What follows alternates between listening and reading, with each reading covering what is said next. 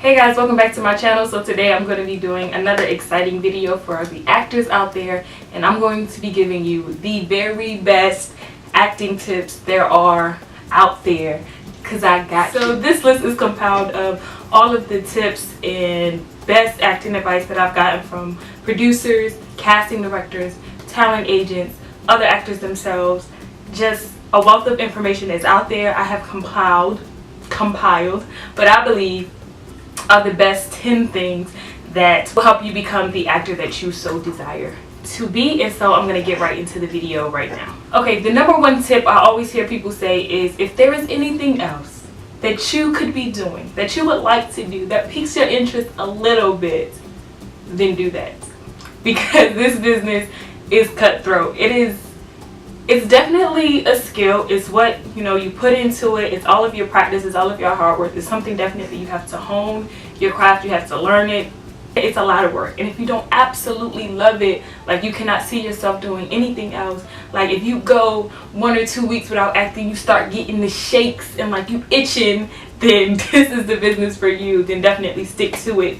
But if that's really not your thing, you just kind of see it as a hobby and it's so, then I really wouldn't put a ton of money and effort and time into it, because it's gonna take a lot and you don't want to waste that when you could be pouring that kind of energy into something you're truly passionate about. Number 2, know who's doing what in Hollywood. I learned this from the Hollywood producer Devon Franklin.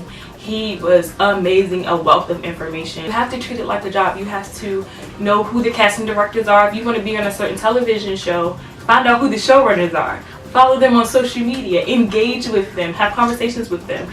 Don't hold your hand out asking for things, but be of service to them. Oh, I saw that you were casting for this. How can I help you raise awareness for this? How can I help spread the word? I think this is going to be an exciting project. And then they'll take notice of you, because you'll be the one actor that's not like, oh, can I audition? Oh, can I have this? Oh, can I have that? But you're like, wow, I applaud what you're doing. How do I be a part? How do I support this? Without my hand out, without wanting anything. That's your way in. Wouldn't it be crazy if you were sitting at a restaurant in Hollywood, in the hills, maybe you're on Sunset Boulevard, and you're sitting directly across from the casting director for this show that you've been dying to get on? You don't think anything of it because you don't know what he looks like. You don't know, that he lives in California. You don't know, who he is. But if you did, and you had an inside track because you're doing your research and doing your behind the scenes work, then you would maybe strike up a casual conversation with them. Maybe you would just be like, oh, I'm such a big fan and just wanted to, come talk to you, whatever, anything like that. But if you don't know what he looks like and you don't know who he is or his importance to your career, then you just missed an opportunity. Time and chance. Number 3, be humble. You would be surprised how many people in Hollywood are incredibly difficult to work with. They are our favorites, we love them, and then we start listening behind the scenes and we find out that they are not very nice people, and their craft is so amazing that people continue to hire them and they continue to work. But wouldn't it be amazing, or even better, how much more work would you get, or how much more room would your gift make for you if you were pleasant on set, if people just loved your positivity, if people loved being around you, that you're easy to work with? Oh, you will go far, dear. You will go far. Number 4, I learned from watching this Michael Caine video that's on YouTube. It's an acting class that he's teaching, and he explains how film acting is basically listening and responding. You cannot be a good, effective actor if you are not a good, effective listener. You're on stage and you have your lines going over in your mind over and over and over again, then you're not at all listening to the other actor. So you're going to miss something. You may miss something very important.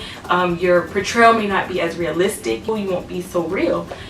So definitely listening and responding. Practice that. I learned this quick tip also from Michael Caine. Don't blink so much. I know it's crazy, but if you notice when you're watching these movies and they do those super close-up moments and the actor is super intense, he's looking at what he's looking at and he's not blinking, he's so directly on it. It's engaging. It draws you in. You're like, what is he about to say? What is about to happen? What's going on? That's enticing. They love that stuff in Hollywood. But if you're looking at it and you're nervous and you really don't know what you're doing and you kind of blink a lot and you know it kind of reads amateur, that's something I've been practicing. I learned that from Michael Caine. That's a really good tip. I like that one. Number 6 is you must learn marketing. I hate this part of the business. I'm not really the networking type. I don't know. And sometimes you feel like I'm an actor. I just want to act. But unfortunately, this is the nature of the business. Like I was saying earlier about going back to who you know, you have to be a good marketer. You have to have social media accounts that are aesthetically pleasing, that people, you know, are excited and intrigued by you and they want to follow you. That your Twitter isn't full of negativity and people are like, I don't really want to, you know, she's always saying something crazy. You want everything to be a cohesive part of your brand, whatever you believe your brand is.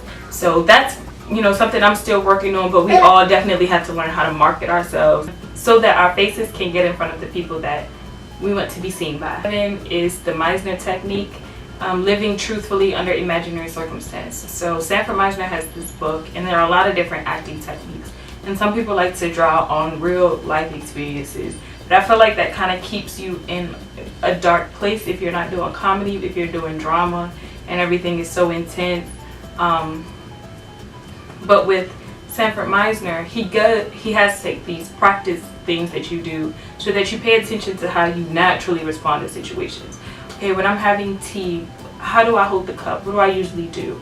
When I hear sad news, what face do I usually make? When I get into an argument, am I a person who gets quiet and reserved, or am I somebody who tends to yell?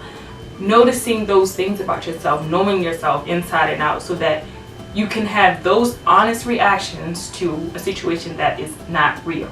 So I'm not going to, you know, get a script that says I lost my brother, and I'm not going to imagine losing my actual brother, because I may get overly emotional and break down on set, and I'm not of any use to anybody because now they can't control my outbursts. There's nothing that they can use. But I feel like Meisner technique is a healthy way about honing your craft, about a way to go about navigating this industry, so that you don't overwhelm yourself with emotions all the time. That you can use very real responses to a situation that is fabricated. And if you would like more information on that, you can definitely check out Sanford Meisner's book on acting. It is literally one of the best acting books I have ever read. I would highly suggest that you would check that out. Number 8 is a tip from Robert De Niro. He says, never indicate. People don't try to show their feelings, they try to hide them. So a lot of times when I see in acting classes where you get a script and it's like, okay, you lost your dog, go. And the first thing people do is kind of, and they do their best to show that they're sad or that they feel a type of way about it.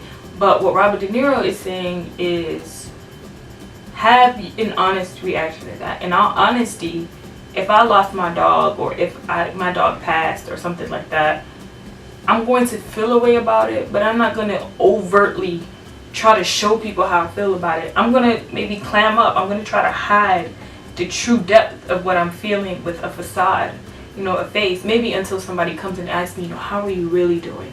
Then you can begin to kind of pull back the layers a little bit. But definitely to just do in an honest way and not try to indicate how you're feeling is a really great tip that I've been practicing. Number 9, auditioning is a technique completely separate from acting. And you know, once you've already booked the auditioning, you have a set amount of things that you know about the character, that maybe you know about the show, and you have to pull all of these little pieces together to create one cohesive choice and go in there and make a strong one. And then you know in the back of your mind, I may or may not be ready for this role, or you know that they may not like this, but you still have to put all of that out the window. You have to go in there confident and have charisma, and then you can't overthink or dwell on all of the things that you practice and all of your hard work in trying to put this perfect audition together, because now you have to go in and just be free and let things flow. And you have to do all of that together, and you do that every time you walk into an audition room, and it is definitely a technique aside from acting. And so if you want more information on that, then I got all that from a really great book called Auditioning by Michael Shurtleff, and you can check that book out on Amazon. It's a really good book. I highly suggest reading that one. Number 10, don't take everything so personally. There are a million reasons why we could get turned down for a job. It could be you're not tall enough, or you're too tall, or you're too light or not light enough, or that they just, you know, went in a different direction. There are a million reasons that you could get turned down for a job. Maybe they really liked you, but they had to have a name a part of this project, and so it went to somebody else. It's like writing. You give of yourself, all of yourself, and you can still hear no. And that's a very hard thing to do. It's one thing when I'm doing somebody else's work, or I'm presenting something that I haven't done to people. So when they reject it, it really doesn't sting me in a way. So I'm like, well, I'm just the messenger. But when you're acting and you're really putting in the research, the time to do all the behind the scenes work, and you get in there and you hear no, it can kind of sting a little bit.